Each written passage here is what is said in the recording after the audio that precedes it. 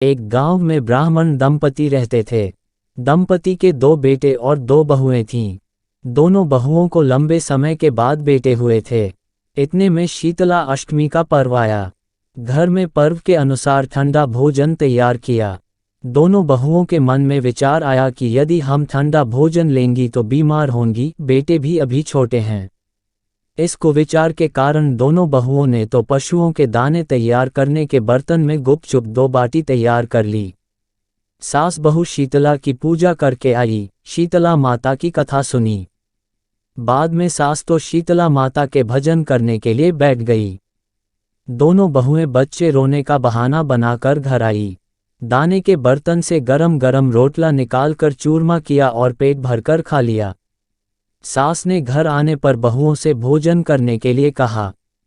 बहुएं ठंडा भोजन करने का दिखावा करके घर काम में लग गई। सास ने कहा, बच्चे कब के सोए हुए हैं, उन्हें जगाकर भोजन करा लो। बहुएं जैसे ही अपने अपने बेटों को जगाने गई तो उन्होंने उन्हें मृतप्राय पाया। ऐसा बहुओं की करतूतों के फलस्वरूप शीतला माता के प्रकोप से हुआ था। बहुएं विवश हो गई। सास ने घटना जानी तो बहुओं से झगड़ने लगी। सास बोली कि तुम दोनों ने अपने बेटों की बदौलत शीतला माता की अवहेलना की है, इसलिए अपने घर से निकल जाओ और बेटों को जिंदा स्वस्थ लेकर ही घर में पैर रखना। अपने मृत बेटों को टोकरे में सुलाकर दोनों बहुएं घर से निकल पड़ी। जाते जाते रास्ते में एक जीर्ण वृक्ष आया। यह खेजड़ी का वृक्ष था। इसके नीचे ओरी शीतला दोनों बहनें बैठी थीं। दोनों के बालों में विपुल प्रमाण में जूं थीं। बहुओं ने थकान का अनुभव भी किया था।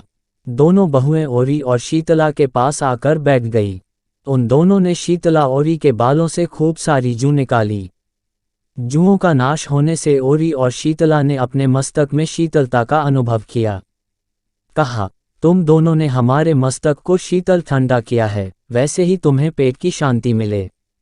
दोनों बहुएं एक साथ बोली कि पेट का दिया हुआ ही लेकर हम मारी मारी भटकती हैं, परंतु शीतला माता के दर्शन हुए नहीं है। शीतला माता ने कहा कि तुम दोनों पापिनी हो, दुष्ट हो, दुराचारिणी हो, तुम्हारा तो मुंह देखने भी योग्य नहीं है। शीतला सप्तमी के दिन ठंडा भोजन करने के बदले तुम दोनों ने गर्म भोजन कर लिया था। यह सुनते ही बहुओं ने शीतला माताजी को पहचान लिया। देवरानी जेठानी ने दोनों माताओं का वंदन किया। गिड़गिड़ाते हुए कहा कि हम तो भोली भाली हैं, अनजाने में गरम खा लिया था।